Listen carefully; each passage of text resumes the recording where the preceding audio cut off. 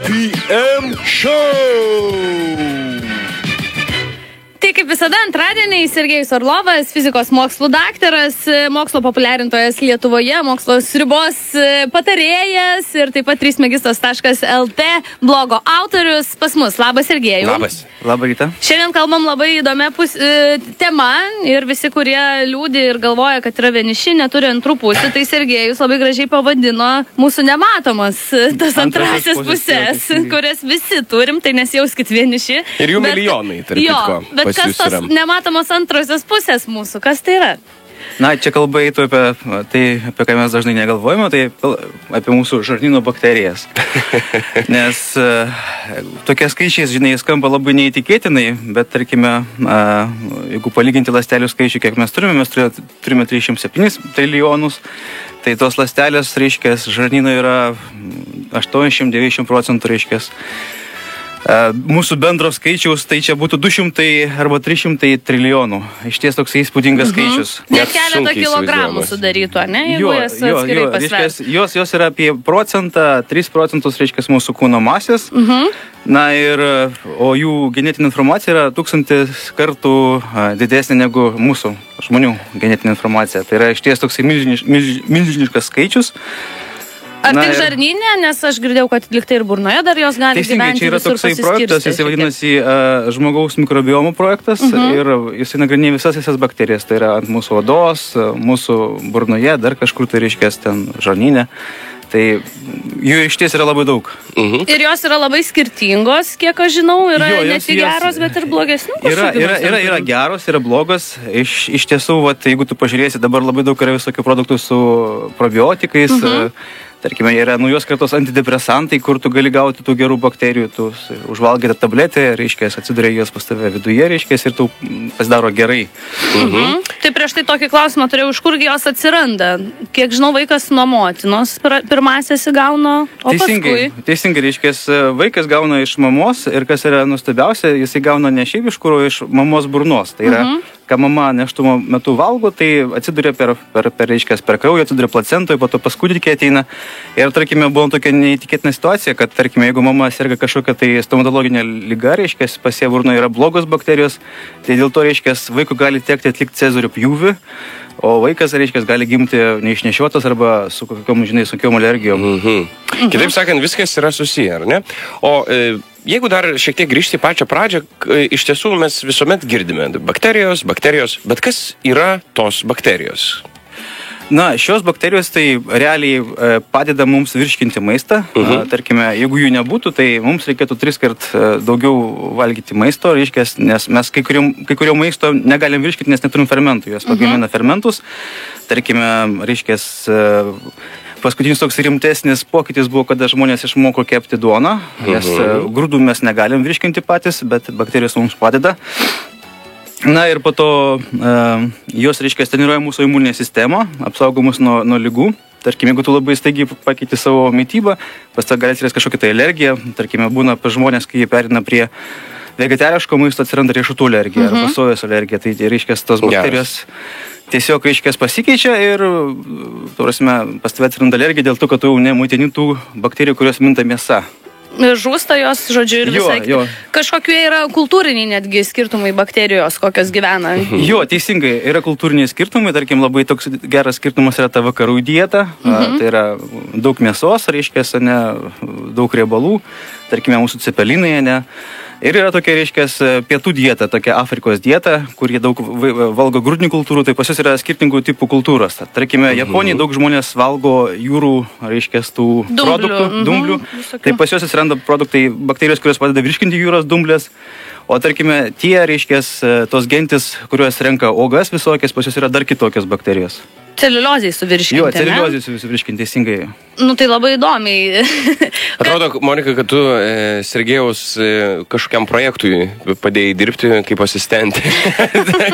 Kalbėjai apie celiuliozę. Labai įdomi tema, nes čia tai tik įžanga, bet dar įdomiau vyksta, kas toliau darosi, kaip jos valdomos. Na, iš ties, jeigu kalbėti apie valdymą, tai labai įdomus yra daiktas, kad viena trečioji depresijos atveju yra susijęs su to, kad pas mus yra kažkoks tai tų bakterijų disbalansas, tai yra mes darom kažkokį tai staigų mitybos pokytį, tarkim, visą laiką valgėm, tarkim, daržovės ir staiga reiškės nustojom valgyti daržovės, ar visą laiką valgėm mėsą ir nustojom valgyti kažką kitą. Pas mus atsiranda, reiškės, depresija, dar kažkas, tai vat trečdalis tokių atvejų iš ties yra dėl bakterijų, ne dėl mūsų kalties.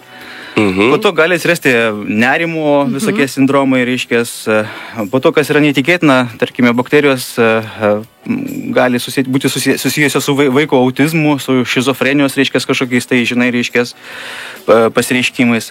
O kas yra dar įdomiau, tarkime, žmonės, kurie serga Parkinsono liga, pas juos irgi, reiškės, tos bakterijos yra kitokios. Geras.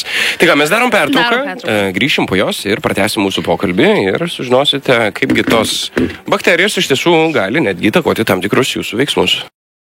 BM Show! Dar kartą primenu klausytojams, kad girdite Sergejų Orlovą ir šiandien kalbam apie mūsų nematomas antrasias pusės, tai yra milijonus bakterijų, kurios gyvena mūsų organizmuose ir padeda mums, o kartais nepadeda, o šiek tiek kenkia mums. Tai, Sergejau, ką jos dar daro su mumis? Kaip jos gali valdyti mūsų netgi mintis, protus, norus, ko mes norime? Čia turbūt su maistu daugiau susijusių tokių valdymo būdų jos turi. Čia reikėtų pabūti biški detektyvais, pasižiūrėti mūsų tą anatomiją, na ir tada paaiškėja, kad jie turi tokius 4 kanalus, per kurios gali mus valdyti. Mes turime tokius, žinai, galvoje neurotransmiterius, tai yra hormonai, kuomet, tarkime, mes kažką surūkome, pavalgome, jie išsiskiria mums malonu, tarkim, mes užsiimam meilę mums malonu, reiškia. Bet labai, kas gali mus nustebinti, jeigu mes žinotume, kiekgi tos bakterijos gali tų hormonų pagaminti. Tai jeigu gamina dopaminą, serotoniną, reiškia, tarkim, serotonino, jie pagamina netgi pusę to, ką mes turime. Tai jeigu čia laimės hormonai. Jo, laimės hormonas. Po to gali nustebti, jeigu paskaičiuosi, kiek yra nervų galūnių aplinkui mūsų žarnyną, tai yra apie 0,5% nuo to, ką mes turime mūsų smegenyse. Arba 5 kartus daugiau negu, reiškės, mūsų, reiškės, nugaros šitą stuburę. Tai iš ties yra milžiniškas skaičius.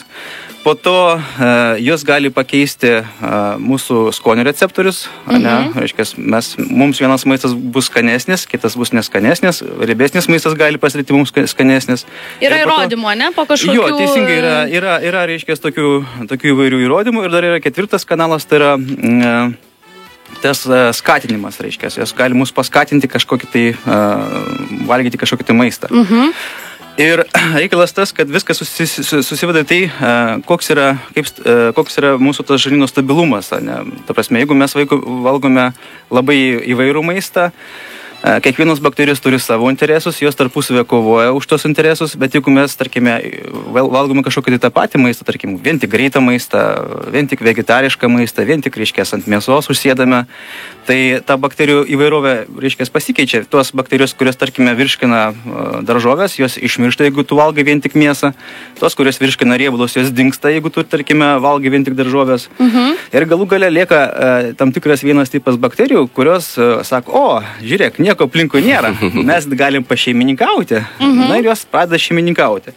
Tai dėl to gali atsirasti, tarkim, diabetas antro tipo, jeigu, tarkime, tu nustosi valgyti daržovės, daug valgysi riebalų. Viršsvoris, reiškės, ten netgi reumatinis artritas gali atsirasti dėl tų bakterijų. O kas yra dar įdomiau, tarkime, nuo 97 metų labai staigiai padidėjo alergijų skaičius pas žmonės, net 50% padidėjo. Tai sieja mokslininkai su tom, kad mes pradėjom labiau valgyti tą greitai paruošiamą maistą. Tai vat, ir labai iš ties yra įdomu, kaip jos mus gali paskatinti. Jos gali išskirti tokius toksinus, tarkime, pas kūdikį organizme bakterijos išskiria toksinus, kad kūdikis verktų, jiems skaudėtų. Jisai pradeda dažniau verkti. O kaip vaiką gali nuraminti tėvai, reiškia, pamaitinti, duoti pienuko dar kažko. Tai bakterijos gauna maisto ir tai patenkina savo tą interesą.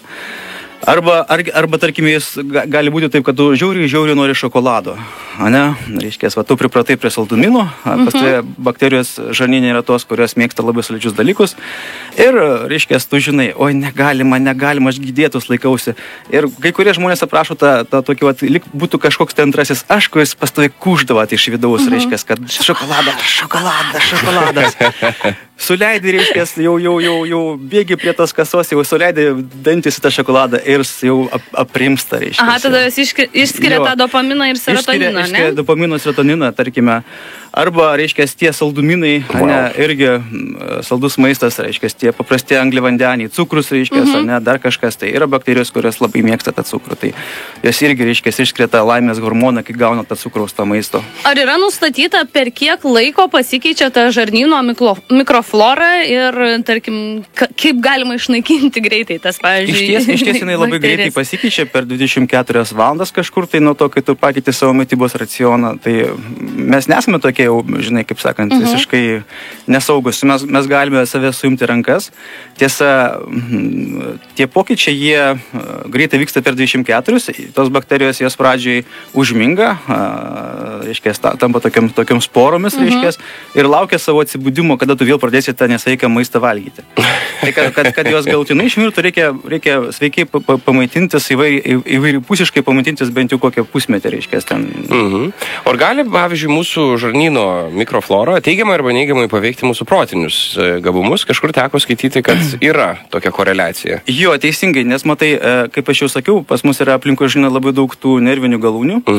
Ir bakterijos, reiškia, jos gali per tas nervinės galūnės įtakoti tam tikrą hormonų išskirimą mūsų smegenyse. Vat.